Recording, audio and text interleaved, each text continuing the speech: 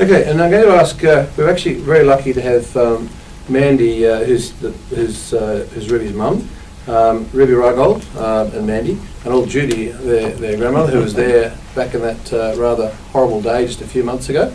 And she's come along to provide some support, but I think maybe, Mandy, if you could perhaps background us on just what happened on that day and what messages you'd like to actually perhaps give to other mums and dads and grandparents and carers across New South Wales. But just tell us what actually did happen, and it was last July, wasn't it, I think? This July. So it wasn't a warm one, this one. This was a cold day, so even on cold days you've got to be careful. But yeah. Mandy, what actually happened? Ruby was basically jumping on the top bunk of the bed, quite innocently, with her little brother. We'd moved all the furniture out because we were spring cleaning and didn't even think that she would fall out of a window. So her and her little brother got up on the top bunk, were jumping around, and out she went, just like that. It's not something that you think would happen at home, especially. You worry more about your children outside the home than you do inside of the home. But Ruby was very lucky, actually. When she fell out of the window, she's come out about 3 metres before she's dropped about 4 metres. But she had a doona and pillow with her. So the doona and pillow actually landed on the ground, which cushioned her fall.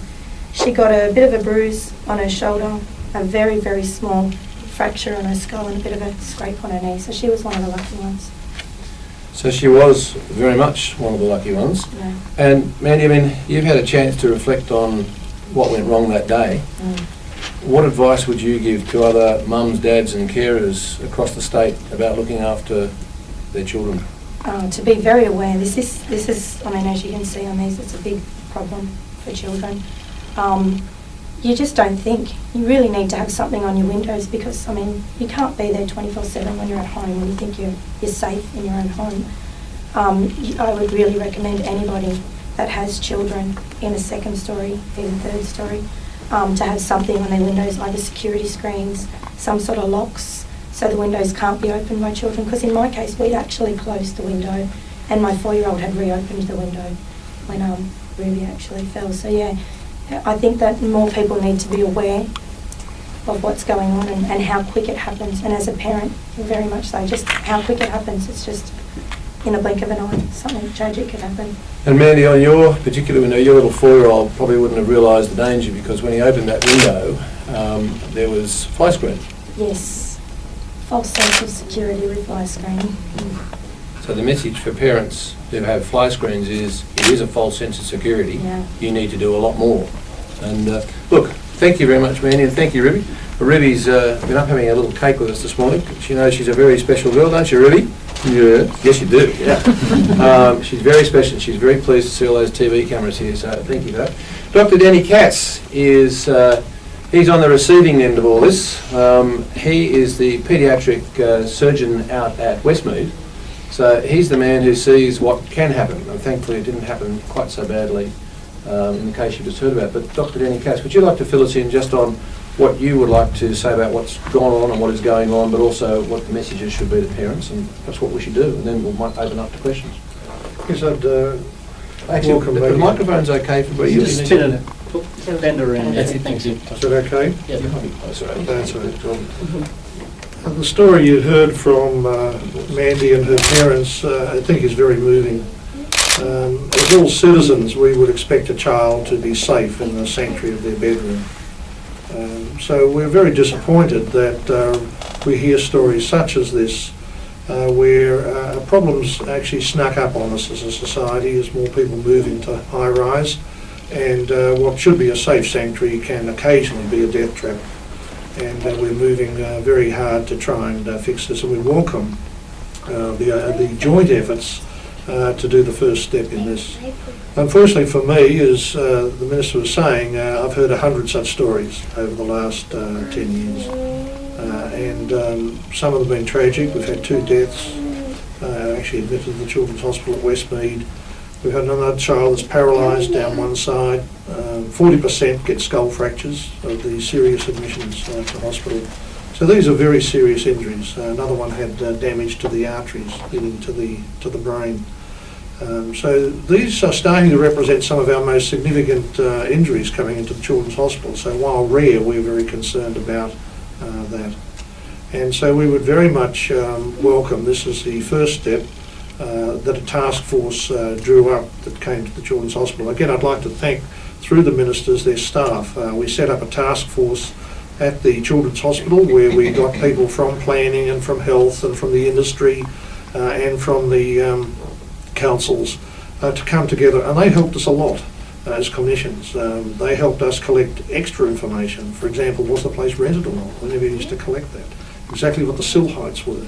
And these were things that helped us devise some of the plans through the various agencies to try and prevent this problem, which we hope doesn't become an epidemic. And we again welcome the government through their collaborative efforts across departments to take this first step to make the public aware. And we do understand from our contact with parents and things that once they know the message, most people will go out and solve the problems themselves. And it also makes it easier for the government and others to make the next step, which might be big building regulations and some changes to rental properties. So we welcome the Children's Hospital very much this first initiative. Thanks very much, Danny. So the message certainly is to parents, think ahead and think child safe. This brochure will be going out to all of the possible avenues where we may interface with parents, particularly through the owners' corporations across the state, through real estate agents. And that's, as I said earlier, I'm particularly pleased to have representatives here from the owners' corporation as well, Stephen Goddard and others, and I hope that, and in fact the media, as I identified and said hello to Stephen, after this, if you want to have a chat to Stephen about how they might go about how they might go about issuing these brochures and getting involved, please feel free to do so. Now, if you'd like to address any questions to any one of us, I just say this to you that Mandy hasn't done this before, so nor has Ruby. So if you wouldn't mind being fairly gentle with Mandy in terms of any questioning, be as aggressive as you like with us, but be gentle with Mandy. In terms of the campaign, is this just going to parents, or is it is actually going to owners of properties? Because one of the concerns is that it's always a responsibility of the parent, and I know that Dr. Danny Cass, that working group, identified trying to get the owners' corporations and actual builders to look at to fixing this, the landlords. So is this actually being directed to them as well? We have, at this stage, all three government agencies working to identify every possible avenue to access every human being in New South Wales in one way or another. One of the obvious issues is for getting to the owners of strata accommodation, particularly because that tends to be the units, which is why we're dealing through the owners' corporations. We're also dealing through the Real Estate Institute. We're hoping to get these brochures and other information material that we're developing around this theme out to owners generally. But we're also going to be engaging with the Local Government and Shires Association. That's one of the next steps to see what other opportunities may be available. In fact, we're looking for support from everybody in this state. This is a combined effort. One of the things that we as three ministers have determined is that we'll be notifying all members of Parliament and asking them through their newsletters that go out basically across the entire state for this information to be available. What about the cultural barrier? Because a lot of families in the past, the kids have come from, new arrivals and well, it's really interesting you raise that, Kate, because we were just talking about that upstairs before we came down, and one of the things is going to be that these brochures are going to be translated into every language, every one of the major language groups in New South Wales. It'll be done right across the board. So. Yeah, and available at preschools as well, Minister, because that would be an obvious way for many parents to... Through schools, preschools, all of those avenues will be engaging. Fortunately, the government does have, not just three ministers, but we have a fairly extensive array of government departments, public servants, and we have other groups who are working with us, as I said, such as the owners' corporations. So we think we can achieve that over the next few months. But being honest about it, we need the media's help too. We need the media to get this message out that every child needs to be protected, and the home is one of the most dangerous places, particularly near a balcony or a window. As a parent, what would your advice be if you're in rental accommodation and the owner of the property says, look, I'm not going to do anything about this. Too bad. You either move out or you're going to have to pay for it. And that's a choice that many parents will have to face. I'm happy to answer that, if you'd like, Brad, to start with. Sure. Look, there are always opportunities for people in rental accommodation to take up issues within the CTTT, which is very affordable. But I must say that with newer buildings, they do tend to be safer, and as buildings develop and as the codes develop, you will see safer buildings. In fact, there are now, working through various industry associations, windows being produced in the marketplace that can be opened at certain levels, so within that 10 centimetres. But as the good doctor will tell you, and Westmead Hospital will tell you, this is not an expensive option for people. They can go down to Bunnings and for under $10 they can secure in less than 10 minutes a window. So again, as someone with a 2-year-old child, I wouldn't be waiting for the owner's corporation or the owner of my property to send someone out. I'd be going down to Bunnings tomorrow. Well, I hate to push Bunnings alone, but I'd be going... You know you like the sausage sizzle. That's right. But I'd be going out tomorrow and for less than $10 securing those windows. What do people need to ask if they're going to any hardware store? First of all, there are almost sections. I mean, you've got to understand that the demand is out there now. And is through the media and through our programs, that demand is increasing. So, of course, the marketplace is supplying that demand. So I certainly know there are a number of options within hardware stores to secure windows safely.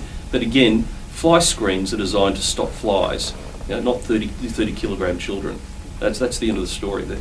So, but Doctor, your 10-10-10-10 program was very successful. With the Daily Telegraph. With the Daily Telegraph, I'll get that. And we're hoping others will engage in that as well. So we thank them very much for that. So I agree, it's a whole of community effort. Statistically, are these falls from balconies and all that sort of stuff more likely from rental accommodation, and are they more likely from units, or can they, I mean, is it just a... Well, interestingly, until this government came in, I think, well, this is my understanding, and we'll let Dr. Cass confirm it's right or not, because this is my understanding. The data wasn't being collected in New South Wales. So, as a result of the initiatives of the 3 departments, we're now trying to get a handle on that, and we are actually collecting some of that data. Danny, what is the story? That's my understanding. Was that yes, that's true. At the Children's Hospital, we had, again, because of the departments came to us and said this was important information, we collected it. It was coming into about 50-50. Certainly at one hospital, but now they're trying to get data from across the state, and that's good. And we reiterate again that we're finding more and more recent migrants and non-English speaking backgrounds. So again, through the media, we would welcome people going to the ethnic press and getting these things translated, even in the local newspapers, because we find that people are avid readers of that, and it's a great way of getting the message out to vulnerable communities. One of the recommendations from the Working Party was to perhaps get some legislative changes to the Act, so that it would be, the onus would also go, responsibility would go on to landlords or when building new properties. Another recommendation was looking at retrospective changes to the building regulation. Is this government considering any of that? Yeah, we are looking at that, but at this stage what we decided we would do, because it's quite complex, particularly the retrospective aspects. Prospectively, it's perhaps a little easier, and we're looking to see what we can do on that. Retrospectively, very complex and very demanding, and then you have to actually put in place an enforcement regime to see, well, have people done it? So we're hoping that in this first step we may see a huge change, but we're looking at that. In fact, we were talking to Danny a little earlier today about New York made some changes a few years ago, where they actually did do it, and we think they may have done it over 4 years. Obviously a very high-rise residential area there in the Manhattan area. But whether that's necessary here, we're looking at that. Again, it just hasn't been really worked through prior to the federal government coming in. Big challenge. Look, can I say, parents have to understand they have a responsibility. We can't take our eye off our children. It's just like being around the swimming pool. You're inside the house, but there are massive dangers. But also, landlords, my message to them as the planning minister is, wake up, look at the properties. You have a duty of care anyway to make sure your properties are safe, and if there are young children in there, you make sure they're safe. If you don't do that, well, the government will have little option but to proceed along a more regulatory path at some point. We're looking at that at the moment. We would prefer that the parents and the landlords out there and the owners of property actually took the responsibility and got on with the job. Sorry, Liz wanted to ask a question. No, I just wanted to know whether any window potentially can be dangerous, not necessarily one that's a floor up or something like that. I'll throw it to Danny. Sorry, say that again? Can any window potentially be dangerous? Talking about people taking care, should they be looking at all their windows no matter what level you're on? The bedroom was by far the most dangerous, followed by the kitchen. So kitchen benches and those areas are the second most dangerous. And after that, there was a big drop-off to sort of passageways and things like bathrooms, and others didn't really come much in our data. But to just say the same as the Minister, we'd welcome the community taking this on. That's how it should really go, and the owners. But we will keep collecting the data, and we've had a commitment from the various planning departments and the ministers that we'll keep presenting the data. And if this campaign has a huge benefit, then that's good. If we detect flaws in the system and there's still ongoing problems, then there's a commitment by the government to then make the necessary changes. Could someone please explain why there is a link between people with non-English speaking background and being more likely to fall out of a window? Like, why is that happening? I think my understanding of that is that the messages so far just haven't necessarily got into people's into the realm of people who don't perhaps have a good grasp of English. There have been efforts, as you know, if you read any of the mainstream media over the last couple of years, you'd be aware children have fallen out, children have died. So that if you're not reading those particular papers and not seeing those reports, it's a bit hard as a parent if you haven't thought about those issues. And of course the other issue is, and I'm sure that many of you would know, some families who've come here have come from quite different circumstances, where these issues, perhaps they're not living up on the second floor or the third floor. They're not living in a circumstance that perhaps in a more rural, come from a more rural economy where ground level, it just doesn't have those issues. So it is a challenge. We have a wonderfully multicultural population, but that presents us with some particular issues, message issues. Do you know to what extent it's related to the fact that they're living higher up now than they may have before they came here? We don't know any of that at this point. What we know is that there are issues, particularly as Danny has said from some of the statistics, that there does tend to be a higher propensity. It may also be that newer families coming here are still in the rental market. Perhaps the landlords haven't taken the interest in the issue, and therefore they're in units that may not have had those upgrades to them, may not have had the devices put into the windows to allow those placements to be put. But that's part and parcel of what we're doing today. It really was. It's interesting because this is one of the highest priorities. When we sat down and became a new government, there were a lot of big issues. But this was one of the things that we got our departments to start working on behind the scenes straight away, because quite a number of us felt strongly there needed to be something that could be done. Can I just ask Stephen Goddard, if you want to say something, Stephen, by all means do. You want to come up here and say it? You can stand behind us if you've got something to say. From the Owners Corporation Network. Just do it here, turn around because you've got TV cameras there. Can I say we can't hear you because the microphones are there. Thank you. Thanks, sir. Big voice. Frankly, the secret is in the message. Only last Tuesday, an 83-year-old demented man fell out of a window in Kirribilli and presented at Royal North Shore Hospital with serious injuries. It's not only our children, but it's also our aged people who need to be taken into the message of be aware. Apartments are no longer our thought pause on the way to somewhere else. They are where we choose to live. It's our lifestyle of choice, and for others it might be the lifestyle of necessity. Owners Corporations, the Owners Corporation Network message to our members is, if you are a scheme constructed in the mid-90s or before, you really need to discharge your responsibilities by going out and getting an OH&S survey, have a look at what's happening to your common property, and if there are recommendations in that survey that you undertake improvements to common property, incorporate that in your sinking fund plan so that it can be constructed without a levy burden. The secret is in the message. Mr. Skinner, can I just ask you about, sorry. Does anybody else, let Stephen go back and Danny come back? Okay, thanks very much. Thanks very much, Stephen. Thank you. And thank you to the Owners Corporation Network too. Danny. I just wanted to ask about a different topic. The Orica leak. Are you concerned by this latest leak, where, given that 2 people had to be taken to hospital 5 kilometres away from where it actually is? So before we do that, can we just finish with our folks who are guests here, and then we'll take it. Mandy, are you okay with anything else you want to add? Ruby, thank you very much for coming in. Thank you very much for telling us your story. Thank you.